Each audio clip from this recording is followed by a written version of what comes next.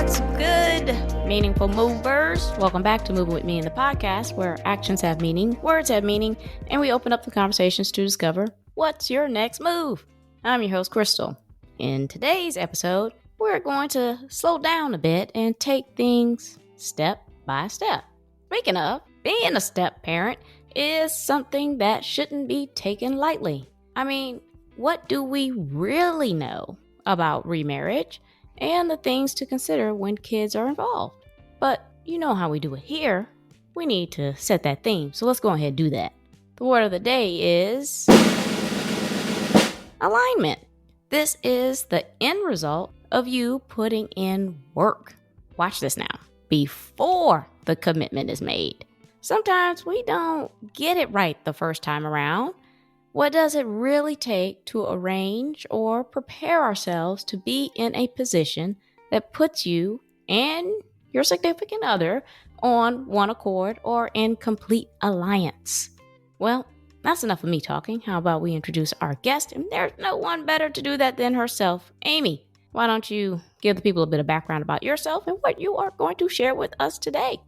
I'm so happy to be here with you. I was enjoying your introduction, listening to all of the things in the word of the day. My name is Amy Stone, and my passion and my work is being a mentor and a coach for step parents and adults who are in blended families. So these are families that include a remarriage sometimes, or another set of circumstances where you've got a parent and you've got somebody who's helping out, who is not a parent, who might call themselves a step parent or a bonus parent, or they may just not know quite what to call themselves or how to handle themselves. These are roles that are famously challenging, right? They're in movies and TV shows, and we know that they can be tough. But then there's me who shows up and it says, hey, listen, if you want some help, I'm here to help you. If you'd like to give it a go and be happy in this life and create the life of your dreams as a step parent or an adult in a blended family, I'm here to help. So that's what I do. Awesome. Hey, we're going to be in for some good humor, folks. I love this. I'm so excited. So I guess let's kick it off. You had mentioned something about happiness is not connected to the construction of your marriage. Yes. Right? Yes. Tell me a little bit about that. So this is rooted, right? So happiness, like we think of marriage and coupling up in the land of fairy tales is, you fall in love and you're rescued and you ride off in the future. The prince and the princess ride off to the happily ever after, right? Like it just magically happens as a result of that fairy tale story. And they don't give you many details in the fairy tale about that. And so it can get twisted around that we think that happiness happens if you put your family together in that particular way. If you marry the prince or if you get married before you're 30. That was actually on a list that I had for myself at one time. I was like, I think I want to be married by I was 30.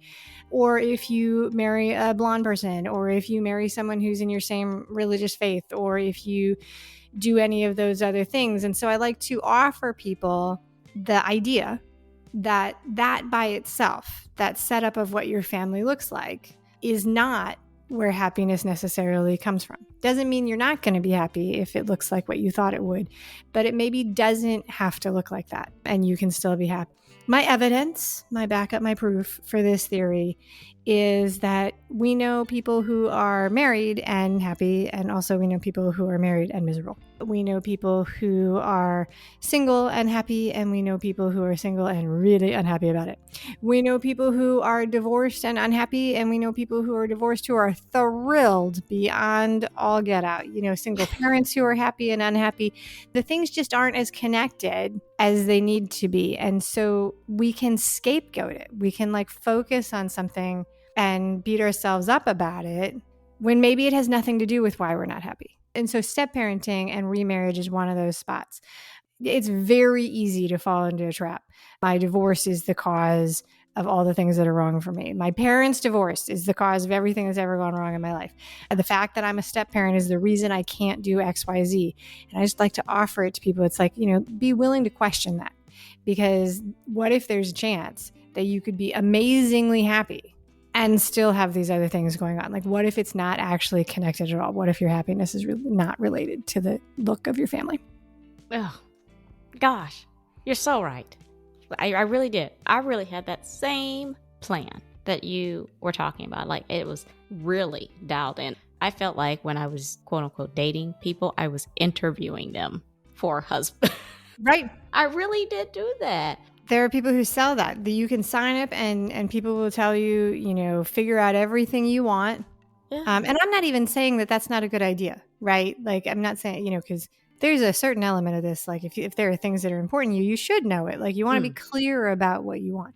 But at the same time, do you want to deny yourself possibility because, XYZ doesn't match exactly? And where this comes up in the process of adulting, so many, many, many times, right? And there are so many people who, we all know them, we are them.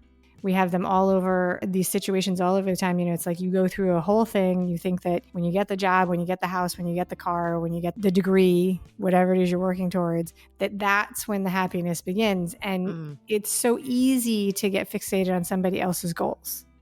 Interesting. So now that you said that we do that, how do we decide what happiness is? How do we figure that out? Oh, that's a really good question. How do we figure out what happiness is? Well, I think that happiness is a tricky subject, right? Because it's simultaneously easy and also slippery and tricky, right? So we think of happiness as something that is easy and automatic. And many of us have moments in our past that we think of as being happy.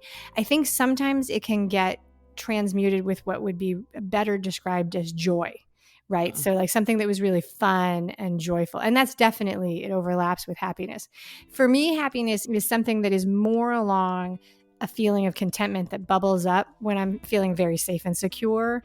I know what I'm working towards. Some of my happiest moments, I'm 50, right? So it's different. Like, so some of my happiest moments now are like in comfy pajamas in early watching a TV show I like where no one's bugging me. Right? Meanwhile, when I was in my 20s, it was a totally different thing.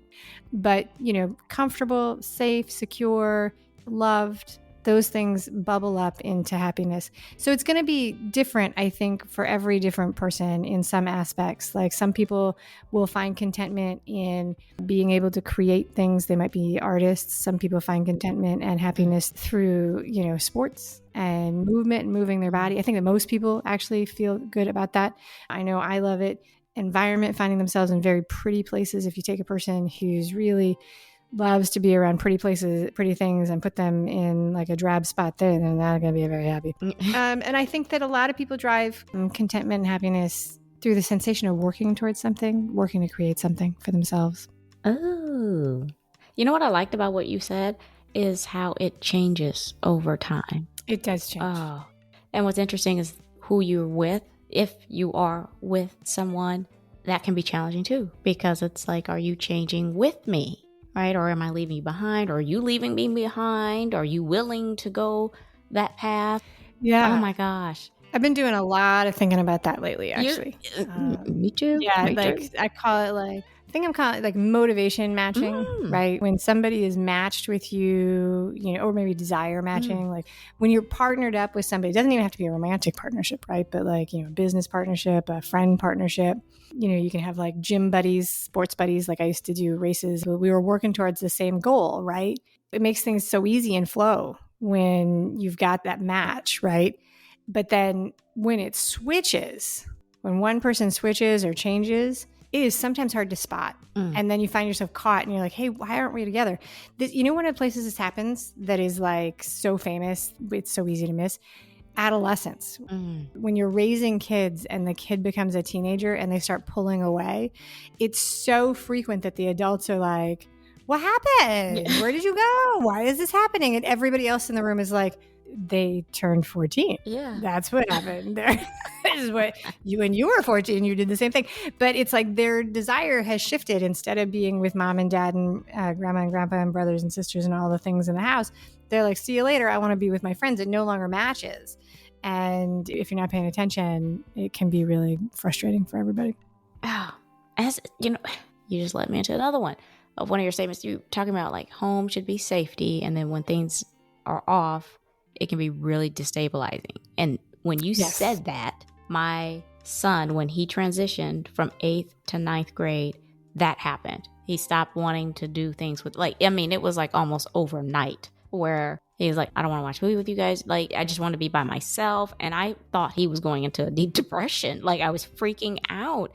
And he's like, it's not all of that. Why are you making it, you know? And I'm like, because you're just not here. What are you doing? This is not what we do. So yeah, you're right. So there's a really good book that I recommend like all the time for parents of adolescents. It's written for boys, but I think that it works for girls too, actually. So I'll tell you, it's called He's Not Lazy by a guy named Adam Price. And he does a really good job of describing the transition in adolescence and some of the challenges. It's a newish book, 2017, I think is when it was published. Don't hold me to that exact date, but roughly. So it's not like 1950. Okay. And so he talks about some of the modern pressures on kids, you know, and parents. But it's optimistic, it's hopeful, and it has some tips in connecting and with kids that I think is very helpful. And it specifically talks about how they pull back. Oh. And then it also talks about the challenges, right? Because the thing as an adult living with a teenager is that the signs of a kid descending into like the most horrible situation ever are exactly the same as a totally normal teenager. And it's like, you don't know, you know? So it's like, okay, so they're spending all day long on their phone talking to their friends in a dark room. Are they suicidal or normal? Yeah. Like what's the line? It's scary for parents, right? It's really, really scary for parents. I hear you with that. And the destabilizing thing happens to everybody, right? If you think about like a small shift in what you're used to, like you go to the grocery store and your favorite breakfast cereal is not where it used to be, that's like disruptive. You're standing in the aisle and you're like, where did it go? Like, what do I do now, right? Who do I ask? I expected it to be here. But that's the grocery store, and you know you're not in control of that, right? When that happens in your home and in your daily life, even if you ask for it, right? Even if you ask for it, like, so moving in with somebody or adding a child or, you know, the stepkids coming over or your in-laws coming to stay with you, all of those things are a disruption of a place that is so tied to our stability. Yeah, it can be really, really unnerving. And that's, I think, why these things feel so emotionally loaded. Like they feel really, really, they are important, but they feel extra special and important. And it's also the work to make it feel right and good and strong for yourself is really worth it. Okay. We haven't even gotten into step parenting, and you're just dropping bombs. Goodness, girl. Okay. Let's talk about types of step parenting, becoming or the ones that are committed to remarriage. Yeah. What is that? Well, you know, like, so if you're dating someone and you live apart and they happen to have kids, your life is very different than if you have, say, committed in one way or another. So commitment to me, a lot of times people go straight to marriage with commitment, and that is definitely a type of commitment, but there's other types of commitment. Buying a house together is a giant commitment. Probably a more long-lasting commitment and harder to extricate yourself from than the marriage in some cases, right? Yeah. You know, like if you own something together. Another type of commitment is having a child with somebody. Like even if you're not married, if you have a child with somebody and they also have kids, or if they don't or whatever, that commitment can be really, really long-lasting. It doesn't have to be, but for most people, we try to make it so. And so when we talk about commitment, and so the choices you have in what you're going to do change based on what it is. So like when I met the man who is now my husband a long, long time ago when dinosaurs roamed the earth, and we went on a date, he had kids, but I didn't know them for months and months and months, right? We could have broken up. They never would have known who I was. I could have walked away. It would have been nothing, right? Fast forward a couple of years, I owned a house with that person. I had a child with that person. My choices are different. Yeah. And so the way I look at the scenario is totally different, right? So if I'm dating somebody and they have a kid and I find that child to be cute, but maybe mildly annoying because they're loud at the dinner table, or they don't sleep in on Saturday mornings, or, you know, they're in other ways a normal teenager, normal kid. They're loud. They have loud toys. They want to be entertained. All the things that kids do. That is not a big deal because I just walk away. I'm like, hey, you know what? I'm going to go back to my house. Yeah. My goldfish needs to be fed. See you later, you know? But when you're cohabitating with those folks and your finances are enmeshed with those folks, it feels like a different situation. And then it feels very urgent. Like, what do I do about the fact that I think this, I'm very upfront with people. I did not have kids when I met my husband. So I met his kids. I was a step parent before I was a parent. I totally thought his kids should be quiet. Or I thought they should have better manners than they did. I thought they should go to bed without as much fuss as they did. I thought they should shower and take a bath without as many reminders as they did. I thought that they should have better manners in restaurants than they did. I was wrong about all of those things, by the way. I was wrong about all of those things. They were totally age-appropriate kids. And so, but those things when we live together, that becomes a totally different decision. It's like, okay, what am I going to do about this? How am I going to find my way through this? And so where you are in the process dramatically, in my opinion, impacts the choices you make. So like, if somebody comes to me and they're like, I'm thinking about becoming a step parent, I'm like, great, let's talk about it. And if somebody comes to me and they're like, I've got 2 kids with this person and I'm struggling, that is a different conversation. How old were they? My stepkids, they were 4 and 8 when I met them. Oh, okay. Yeah, I just wanted to know based on the examples you were giving me. Okay. Right. So 4 and 8, right? So like I thought that like the 4-year-old should like know what he was going to order in a restaurant and be able to eat food that it, that's not reasonable, right? Yeah. That's not reasonable. A 4-year-old, like they need a lot of help. Yeah. So, and my evolution of this, my stepkids are grown, my kids are young adults. And so I've been through a full journey of this, and I love to offer up my examples of places where I made a mistake for a couple of reasons. One, I probably shouldn't use the word mistake, but I'll go ahead. I'm still here. I still have a relationship. None of these things that I did that felt very serious at the time were death knolls for my relationships with my stepkids or their father, even though some of them felt like really big deals. Also, because the only way for me to know would have been for me to go through it or to be told by somebody else. There was no way for me. I didn't have the experience. There are people who do have the experience. They either have kids of their own or their sisters and brothers have kids, so they have more awareness. I just didn't have that. But I got it. And I remember when my kids there's about a 10-year age gap between the 2 groups of kids, when my kids began to age up to the ages where I had known my stepkids. And at that point, I had a much better idea of what was normal. And I was like, I was so wrong. Like, oh my God, like I was so wrong. I had no idea, but it was creating so much frustration for myself, right? So much frustration. I never expected my 4-year-old to like know what to order at a restaurant. Like they were 4. They weren't even really, what does a 4-year-old do? Tell knock-knock jokes. Very bad knock-knock jokes. Yeah.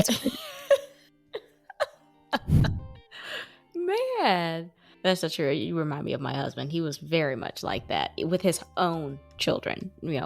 I would ask him, I'm like, they've only been here for 4 years. Like, right. Where do you think they learned algebra? Because they don't have it yet. Yeah. Also, so you mentioned a term here or phrase, the industry is upside down. Yeah. And you kind of led us into the pre-work. Tell me about all that.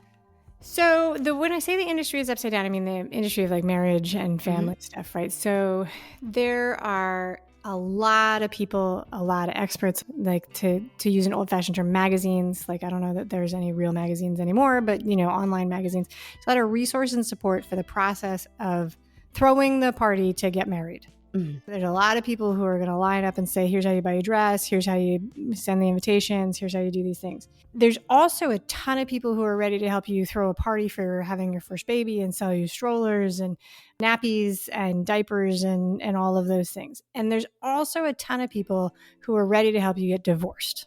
And the gap in between, because throwing a party is great fun, but it's not really the business of building a life with other people. All that stuff in between, it's very, very hard to find people who are legitimately in the space of helping you build it, right?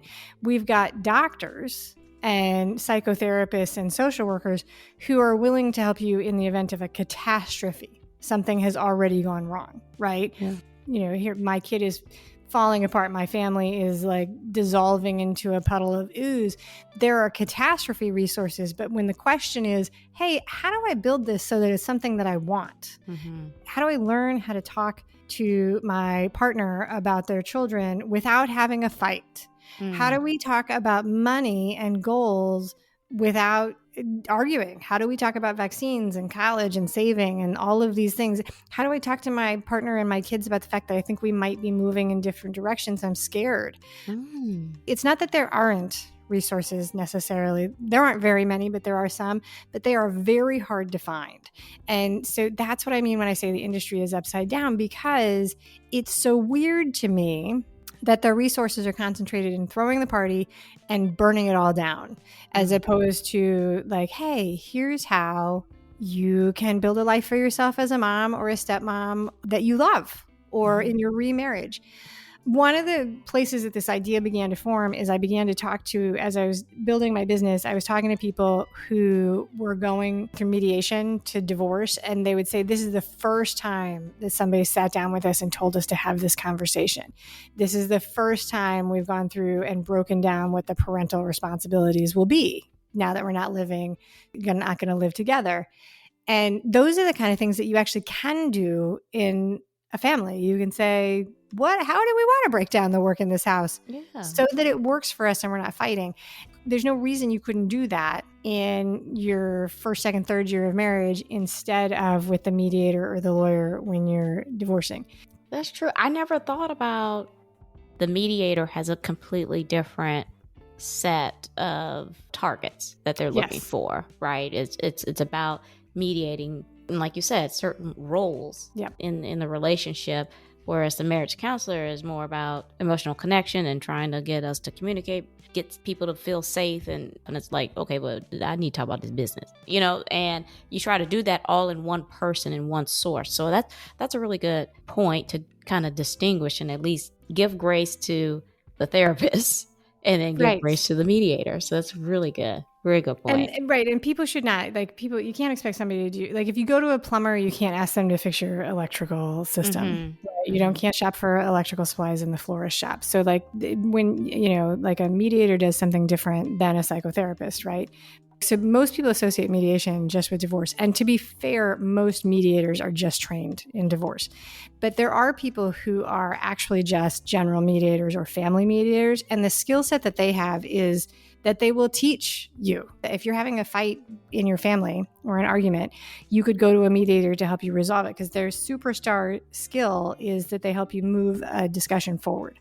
Right. So the mediators working on divorce is working on, hey, this is how we're still moving forward divorce. That's what we're doing.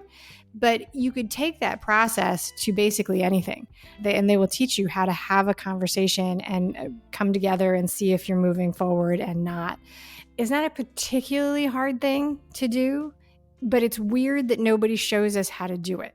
Right? So we have all these families, they think they're having discussions, but what they're really doing is one person is making a presentation and the other person is supposed to just listen and agree. And so it doesn't ever go forward and both people are frustrated, right? Interpersonal communication is more like, hey, can we talk about this? Okay, so we're going to talk about what we're going to have for dinner. Do you have any thoughts? Do I have any thoughts? Do we agree? Do we have questions? What do we want to do? Are we still talking about dinner? Do we want to go have our own dinner? And that's how it should work. And if you can't do it, then you can bring in a professional to help you, Yeah. That's true. Cool. So in the midst of all this, you kind of really uncovered that part, right? Where you're creating this space where either resentment or contentment can grow. Right. In between the reality you're experiencing and what you might have been expecting or dreaming or wishing. That's the space where those things will grow.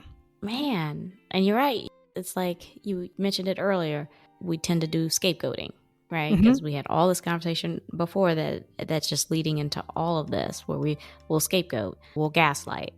I mean, like you said, with the presentation or whatever. Yep.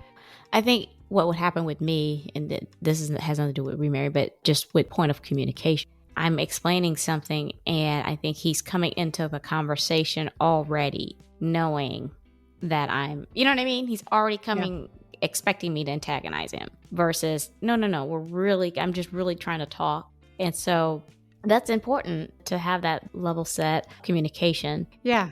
Well, I want to go back and talk about the situation that you were in. So you said that sometimes you're having a conversation with somebody in your life and it's almost like the other person is preset on picking up from where they left off, maybe before you had a fight, or this is a conversation that's been going on for a while. Like, I think that this is a situation that happens all the time, everywhere, right? Like, so like, I think this is super, super normal. I have 2 things that really, really help. I give these tips away all the time, like M&Ms, like I'm passing out free stuff. The first is to avoid the drive-by conversation, right? Okay. So when you want to talk to somebody about something that is more important than, hey, good morning, right? Something that you need to have everybody present for. You want to give them a chance to opt in. You want to get consent to have that conversation, right? So that's backing up, and instead of launching into whatever you're talking about, like, hey, should we get, the newest, craziest vaccine for our kid? You're going to say, hey, I wanted to talk to you about something with like the annual physical, not now, but we can do it whenever you want. When's a good time to have that conversation? So they're not sandbagged and surprised, because the surprise launch puts people very frequently on either defense or repeat. Right. So they immediately go to the defense, or they jump into whatever was happening before, and so that can be the carry forward. So giving people a chance to know what's happening, like, hey, I'm thinking about we should go to the movie on Saturday. Do you want to talk about that in a few minutes? That gets everybody time to be on the same page. Everybody's agreeing to be there. Think about how nice it is when you know that you're already agreeing to be there. It's like, instead of somebody walking into your room, they knock and they're like, hey, can I come in? And the second thing that really helps with that miscommunication piece, where one person is trying to have a conversation and the other person is like maybe not on the same page. And I mean, really, you can be having 2 totally different conversations if you're not careful, is the check-in to make sure that you're talking about the same thing. I think of this like the waitress reading back your order at a restaurant, right? Because what people are prone to do is say, hey, do you understand what I'm talking about? Everybody always says yes. That's like algebra class in high school, where the teacher's like, everybody understand? Does everybody have a question? Nobody says they have a question. Nobody thinks they have a question. That's a completely different question than, here, I'm going to tell you what I said, or can you repeat this back to me? Or what did you get from this? Or I just want to check in and make sure we're on the same page. What do you think about what I'm saying? To check in to make sure you're in the same place. And that check-in, which does feel weird the first 500 times you do it, it saves so many arguments. It saves so many arguments. And I do it with my kids. I do it with my husband. I do it with teachers in the school. I'm like, so you're saying that this is what we have? And they're like, no, that's not at all what I said. I'm like, okay, then I don't understand. And that gives you a chance to come back and say, no, I thought we were talking about vacation. And you're like, no, I'm talking about groceries. And you're like, I know. So those 2 things I recommend like all the time. And I help people, I give people prompts for those kind of things all the time, because they're little tiny shifts with how we talk to the people that we love who are in our space, but it helps them be seen, right? Yes. And feel important, like inviting somebody to the conversation instead of launching into the conversation. That's like a super polite thing to do. Like, I value your input. You took the words right out of my mouth. Like, I was going to say all that after when you pushed it. That is good. Appreciate that. That's some very sound advice. And you're right. It is uncomfortable because we're not taught to do that. It's not something that is promoted to do or anything. And I think it's just because it's so awkward, right? But it's like one of those things where it's like it works. I blame schools, not like as a bad thing, but like we all go to school, right? And the teacher makes a lecture and we're expected to listen. And then we're expected to raise our hand and prove that we know our stuff when we talk. And then we're always in a spot where that person that's talking is judging us, right? So if you take that thing that we all learn day in and day out as children into your household conversations, it doesn't work anymore. Right? It doesn't work. But think about all the times that people are like, no, let me tell you my point. And you're like, that's not what we're doing here.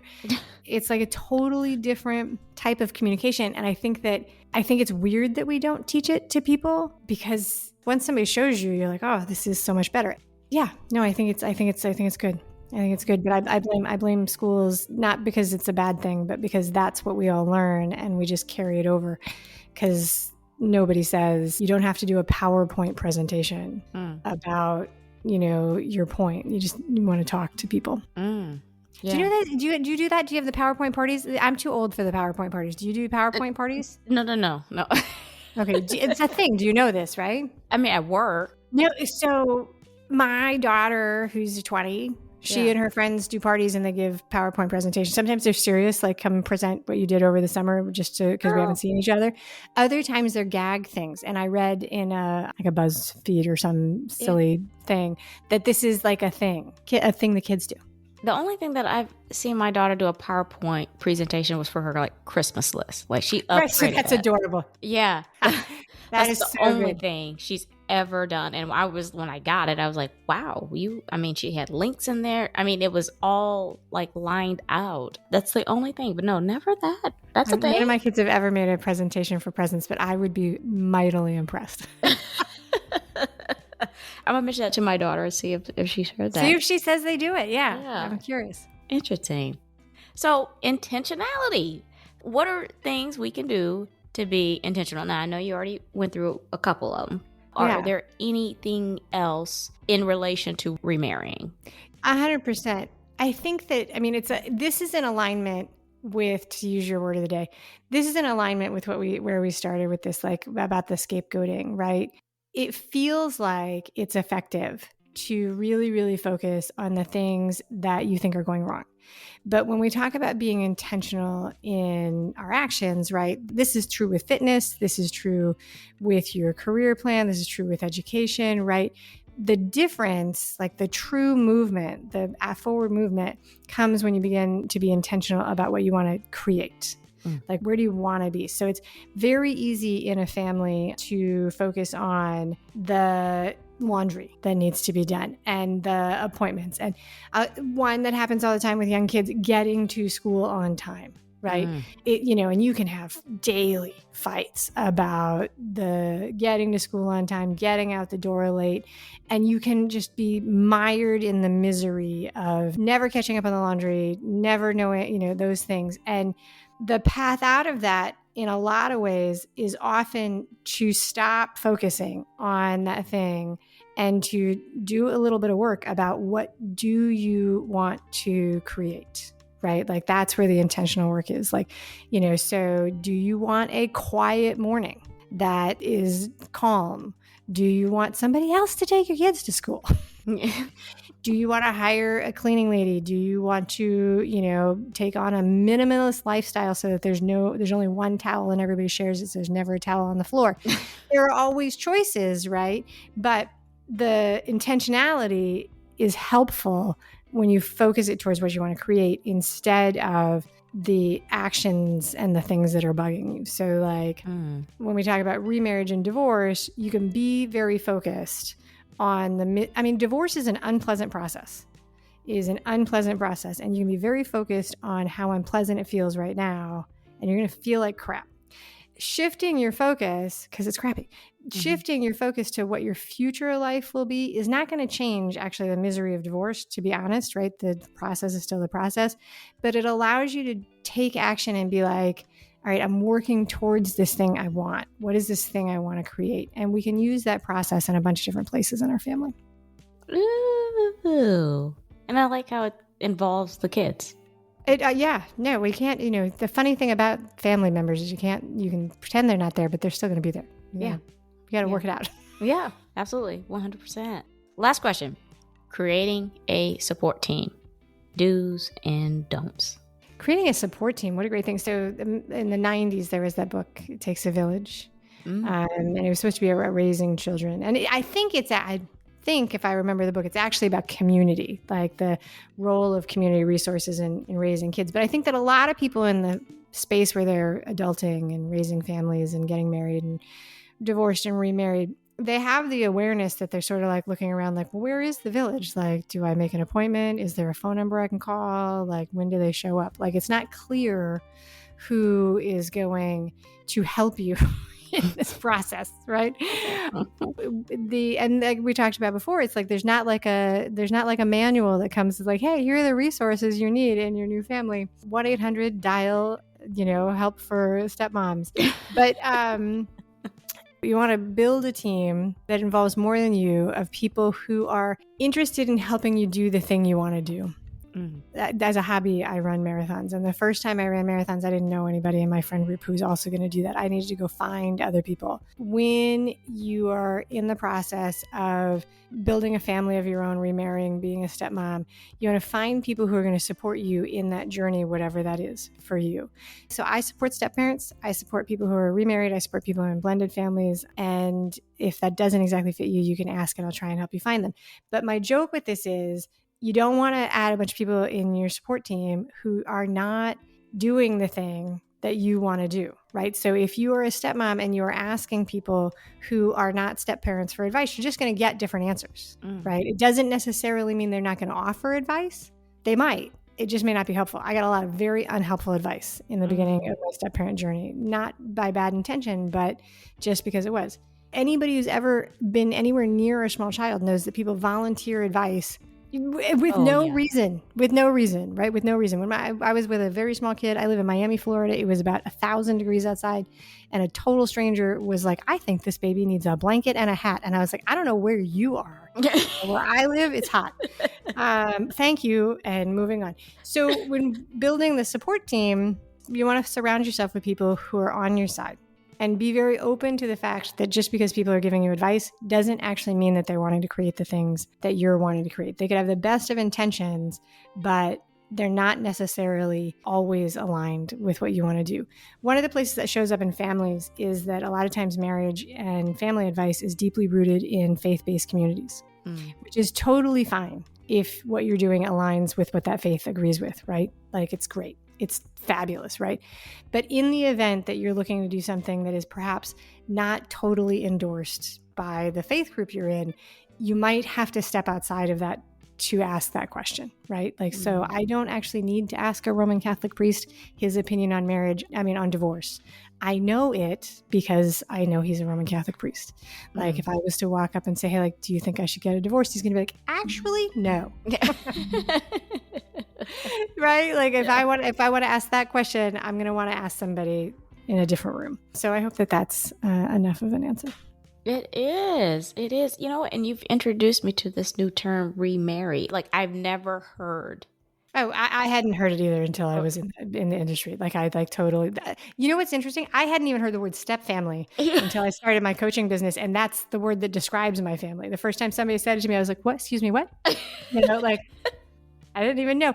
And I think that that's part of the thing, right? Is that you don't necessarily describe yourself in this way, the way somebody would who's in the industry.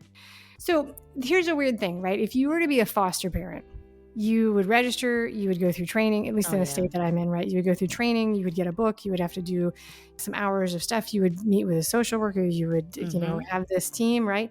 To become a step parent, all you do is jump in. Like, there's no flag, there's no process, there's no social worker, there's no guidebook, there's no nothing. And so it's really interesting that you can really be deeply in this situation and not know any of the vocabulary and not know any of the things and still be like, what do I do? Who's going to help me? Yeah. We're so glad you're here, and we're so glad you came up to just bring this to our attention and definitely let us know that you are a resource. I am a resource. I am a resource, yes. So, Amy, are you ready to give us your golden nuggets and add that ketchup just to recap? So for my golden nuggets, what am I giving you today? I'm giving you like the things from today that we've talked about. Or whatever we didn't.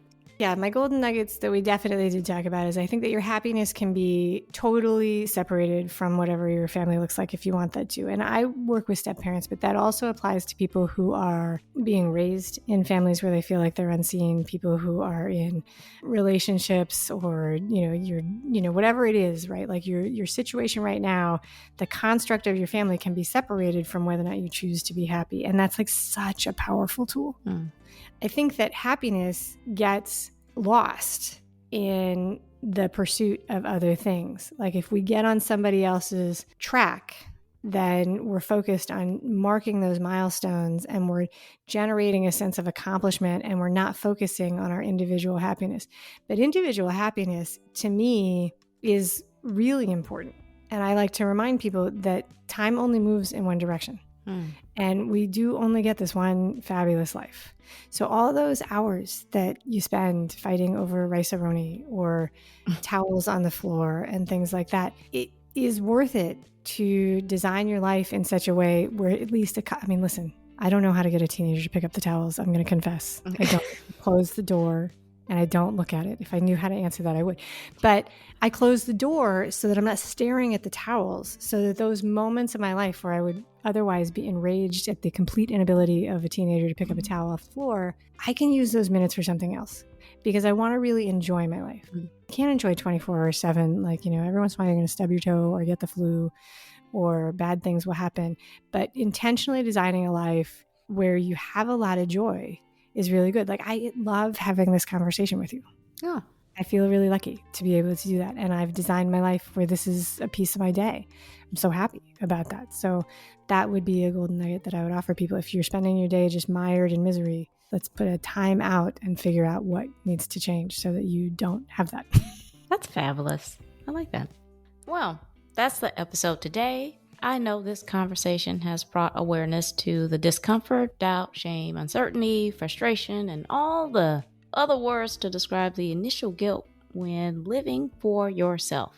It's a huge responsibility to shoulder the burden of everyone else's opinions for the sake of appearances. I say life, as Amy just said, is too short to bear that weight alone.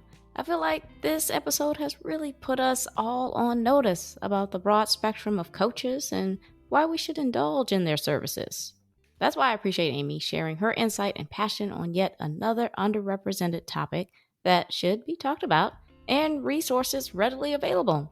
Thankfully, Amy has some tools for those of you on the cusp of making a decision that involves step parenting. If you can relate to the intentionality of creating a support team, I'd love to hear all about it. I love it all, and so will someone else. Before I let you go, Amy, why don't you go ahead and remind the people who you are, where they can find your resources, or reach out to you? You got it. So my name is Amy Stone. I call my business Amy Says So. There's a website, amysaysso.com, where I do my very best to make sure that all the resources are easily available and found. I have some free resources, including 7 steps towards happiness as a step parent. I do one-on-one coaching. You can find that there. But I also have something which is called Step Parent Success School, which you can check out and sign up. And that is actually foremost designed for people who are either new to a relationship or thinking about committing to a relationship. So Step Parent Success School at amysaysso.com. Give until they ask. That is the rule. Well, I'll make sure to include all of Amy's resources and connections in the episode description, as well as on my website's resources page, movingwithmeaning.com. Make sure you guys subscribe to the show, Moving With Me in the podcast, and tap that alert bell so you know when these episodes drop. I am on Apple Podcasts, Amazon Music, Spotify, and YouTube Music. Please share, like, repost, and follow. Tag someone. We are creating a community. Quick housekeeping before you go. Follow me on Instagram at movingwithmeaning82. Also connect with me on LinkedIn. I do dabble in TikTok at Krystal B. Clark. My YouTube channel is up. Kindly run over there and have a look or two. Links are in the episode. Alrighty. I'm Krystal on Moving With Me in the podcast, reminding you to take it one step at a time. All moves have meaning. Check y'all later.